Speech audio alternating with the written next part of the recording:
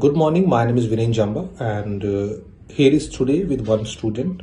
So she has gotten exact 19 speaking and 72 overall score. That is nearby to the 7.5 according to the IELTS. So if you want to get and want to achieve such type of the result, so you can just contact us anytime. So here is the interview of the ma'am, and you can learn the things about all the PT, that how you can just get the exact 90 in PT speaking section, and what's the things you need for that. You need to become very fluent, you need to become total accurate to get that 90 in speaking section, so that's true or not. So that's all the things we will discuss here after some time, and after that there's some more tips and tricks that how we can get the 90 and how we can just get the 7 each and 8 each as well. So here is ma'am, and we are the Blossom Learning Center. We are expertise in PT, IELTS and student visa as well. So here is the interview. 72 overall score and exact 19 speaking. So we are going to learn something about that exact 90 from the mouth of ma'am. And here is ma'am, Neha Shani. ठीक है ma'am, Neha Saini, first of all, तो congratulations for that. Thank you, sir. Because that is 72. It's the dream for many people. No? 7 each. That's the dream for Yes, not yes. in India but in out of India as well, like Australia and New Zealand. People are just we can say too much eager about their 72 score and more than 65 in all the modules, and especially that is 90 speaking. That's very surprising thing in the market and all over the thing. So थोड़ा बताएंगे कि कैसे 90 तक कैसे पहुंचे, क्या क्या approach थी स्पीकिंग में, कैसे हमने काम किया? Yes, sir. So first of all, तो thank you of you. क्योंकि सर मैं बहुत डिमोटिवेट हो रही थी, बट आप लोगों ने मुझे बहुत मोटिवेट किया कि भी हाँ मतलब आप कर सकते हो, यू कैन डू इट. तो देन मैंने रीड अलाउड्स में मैंने वैसे फर्स्ट ऑफ ऑल मैंने इतना वर्क नहीं किया, क्योंकि मुझे पता था कि भी मैं कॉन्फिडेंस हूँ कि मैं बोल दूंगी, मतलब जो भी होगा. मैं डिक्टेशन वगैरह पे मेनली ज्यादा वर्क करती थी. तो स्पीकिंग के अंदर मैं लाइफ में भी वैसे ही मैं बहुत डेयर हूँ, तो दैट्स वाई जो भी था मैं बोल दिया. कुछ वर्ड्स थे जो मैंने उनको रिप्लेस भी किया वहां पर, जैसे कि इंपॉर्टेंट को लगा के, मैंने मेन मेरा फोकस ये था कि मैंने वहां पर फ्लुएंसी ब्रेक नहीं करनी. मेन मेरा फोकस ये था, तो मैंने वहां फ्लुएंसी ब्रेक नहीं की. और मेरी डिस्क्राइब इमेज भी अच्छी की. तो रीटा लेक्चर था, रीटा लेक्चर के अंदर मैंने डिस्क्राइब इमेज स्टार्ट हो गई थी, बट मैंने वहां पर भी फ्लुएंसी ब्रेक नहीं की. वही जो उसके की पॉइंट्स थे रीटा लेक्चर के, वो ही उसके अंदर मैंने डालने स्टार्ट कर दिए थे. और अदरवाइज मेरा स्पीकिंग का सेक्शन ठीक गया, और बाकी था जो आपके आगे है. सो ये इम्पोर्टेंट है. बहुत से स्टूडेंट्स को लगता है कि मुझे अगर 90 लेना है स्पीकिंग में तो कोई गलती नहीं होनी चाहिए, सारे रीड अलाउड अच्छे जाने चाहिए, रिपीट सेंटेंसेस आपको एग्जैक्टली सेम बोलने पड़ेंगे, describe images, read lecture answer, short questions even though ठीक होने चाहिए. कैसा है कि सब कुछ ठीक होना चाहिए तब? No sir, for my point of view not okay.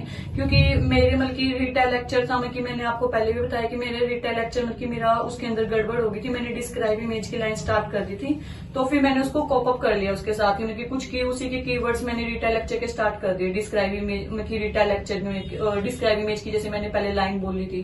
तो फिर उनकी जो आंसर शॉर्ट क्वेश्चन थे, तो मैंने उसके अंदर जो उससे रिलेटेड वर्ड्स थे, जैसे कंपनी था तो कंपनी से रिलेटेड एम्प्लॉय बोल दिया. जैसे कि एग्रीकल्चर से रिलेटेड था तो उससे रिलेटेड वर्ड बोल दिए. तो उससे रिलेटेड मैंने उसमें वर्ड्स डालती रही. और जो मेरे रीड अलाउड्स थे, रीड अलाउड्स के अंदर आपको भी पता सर मेरी प्रोनाउंसिएशन इतनी अच्छी नहीं थी, तो कुछ वर्ड्स थे तो मैंने उनको रिप्लेस कर दिया. जो मेरे जो मुझे उसके अकॉर्डिंग सही लगा, इसकी प्रोनाउंसिएशन होगी, तो मैंने वो वहां पर बोल दी.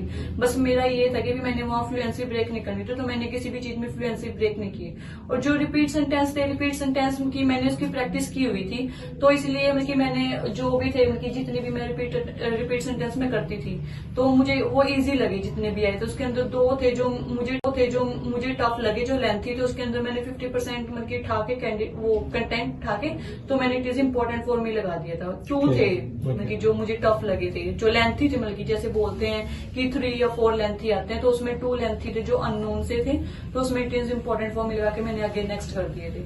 बस मेन ये था कि भी मैंने फ्लुएंसी ब्रेक नहीं की, और साथ के साथ नेक्स्ट करती रही, तो मैंने उसके ऊपर टाइम वेस्ट नहीं किया. Good. So the meaning is that we can make a lot of mistakes in our PT speaking. As ma'am said that many mistakes happened in the read aloud, and ma'am also replaced some repeat sentences during the exam, and some mistakes in describe images and read lecture as well, and some answer short questions also has changed during the exam. And after that the result is no matter that is exact 90 once again, no matter on that. So the main thing is that जो ma'am ने कही है कि we need to be fluency to get the 90 in the speaking section, and you need any expert time to time that will tell you that where you are going and how the things you have to change in it. So that's very important in it. So that's the main thing about the speaking, क्योंकि ma'am ने 90 लिया है तो इनको पता है, इनको experience है कि कैसे 90 आते हैं. So please just follow all the things जैसे मैम ने कहा है. तो एक फाइनल टिप दे दें कि 90 अगर किसी को स्पीकिंग लेना तो फाइनल टिप आपकी तरफ से क्या रहेगा? सर फर्स्ट ऑफ ऑल तो उनकी वहां पर फ्लुएंसी ब्रेक नहीं होनी चाहिए. मतलब कि जो अगर आपको लग रहा है कि ये वर्ड्स है, जो आपको उसके अकॉर्डिंग प्रोनाउंसिएशन सही लग रही है तो वो प्रोनाउंसिएशन वहां पर बोल दो. बट ये है कि भी वहां पर मतलब कि फंबल ना हो, मतलब कि वर्ड्स को फंबल ना मतलब कि होने दो मतलब कि जैसे कि अटको मत. मतलब कि वहां पर जो आपको उसके अकॉर्डिंग प्रोनाउंसिएशन लग रही है वो बोल के निकलो. और बस वहां पर ये है, मेन तो ये पर्पस है कि भी वहां पर ना डरो मत कि भी. और वैसे भी एक कहना सर बोल रहे कि भी एक कंप्यूटर है, कंप्यूटर को पागल बनाना है लाइक दैट. तो मतलब कि वही मतलब कि मेन फंडामेंटल तो ये है कि भी हाँ आप उनकी निकलो आगे से, जो आपको सूट लग रहा है उसके अकॉर्डिंग जिसकी प्रोनाउंसिएशन लग रही है उसको बोल के आगे चले जाओ. मतलब कि वो मेन तो मेरा तो यही था कि भी हाँ अभी जो मुझे उसके अकॉर्डिंग वर्ड की प्रोनाउंसिएशन लगी थी मैंने बोला और आगे चलेगी. So your score, overall score is 7.5 nearby, and on the other hand the 777. तो इनमें जैसे राइटिंग के लिए 7 या लिसनिंग के लिए 7 नियरबाई 7.5 है आपका लिसनिंग. सो इसके लिए क्या टिप है? रीडिंग के लिए लोग बहुत परेशान रहते हैं कि ये नहीं जाता सर, रीडिंग नहीं ठीक होता. सो क्या ब्लैंक्स इंपॉर्टेंट है? कैसा आपको सिखाया कि ब्लैंक्स इंपॉर्टेंट है कि कुछ और स्ट्रेटेजी से आप अच्छा स्कोर ले सकते हैं? सर मैंने तो मतलब कि मेन तो ये था कि मैं तो अपने आप ही मतलब की रीडिंग मैं खुद अपने आप करती थी कि जो मुझे उसके अकॉर्डिंग मतलब की सूट लग रहा था वर्ड. जैसे कि अपने आप जैसे हम प्रैक्टिस करते रहते हैं तो हम अपने आप पता चलता है कि भी हाँ ये डायरेक्शन के अकॉर्डिंग मतलब की वो चलेगा, सेंस लगेगी मतलब की डायरेक्शन सेंस, उसके अकॉर्डिंग जो वर्ड्स अपने आप ही सूट होते चलते जाते हैं अगर हम प्रैक्टिस करेंगे. जैसे कि आपने बोला था स्टार्टिंग में तो हमसे ना 10 ब्लैंक्स ही होते हैं मतलब कि एक दिन में. फिर उसके बाद हमारी मतलब की कंसंट्रेशन ही बनती है. लेकिन मतलब हम जैसे कि मतलब की प्रैक्टिस करते रहते हैं तो फिर हमारे अपने आप ही मतलब उसके अंदर इंटरेस्ट क्रिएट होते रहते हैं. मेन तो रीडिंग के अंदर ये है कि भी आप अंडरस्टैंडिंग बना के करेंगे ना तो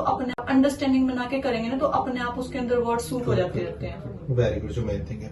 So the thing is that if you want to get a score in the PT, so you need to be a best coaching first of all, expert teachers. ये सुनो ma'am. Yes sir, definitely sir. आपके साथ जो teachers थे like मुस्कान ma'am या कोई भी, वो पहले से 90 है तो फिर 90 से सीखेंगे तो 90 के आसपास ही रहेंगे. ठीक है. Yes sir. सो ये सब कुछ रहा है. लास्ट टिप अगर किसी को देना चाहेंगे हमारे बारे में, ब्लॉसम के बारे में, अपने स्कोर के बारे में, तो प्लीज. Yes sir. एक्चुअली कि मेरी ये उम्मीद नहीं थी कि मैं इतने अच्छा स्कोर लूंगी, बट यहाँ के स्टाफ ने मुझे बहुत मतलब कोऑपरेट किया तो दैट्स वाई मतलब मैं इतना अच्छा स्कोर ले पाई.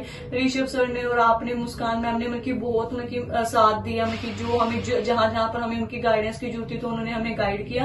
तो आफ्टर दैट मतलब मैं इतना अच्छा स्कोर अचीव कर पाई. मतलब मेन तो और जो ऋषभ सर था, ऋषभ सर ने हमारी मतलब जो भी हमारी हेजिटेशन थी, जो डर था वो निकाला. खड़े होके हमें मतलब रीड अलाउड बुलवाई, लेक्चर स्टैंड पे खड़े होके मतलब ईच एंड एवरीथिंग किया ऋषभ सर ने कि जिससे हमारा मतलब जो डर है मतलब वो निकले. मतलब क्लास पूरी फ्रंट ऑफ क्लास के मतलब अंदर हमारे मतलब रिपीट सेंटेंस सुनते थे लेक्चर स्टैंड पे खड़े होके भी हमारा डर निकल जाए.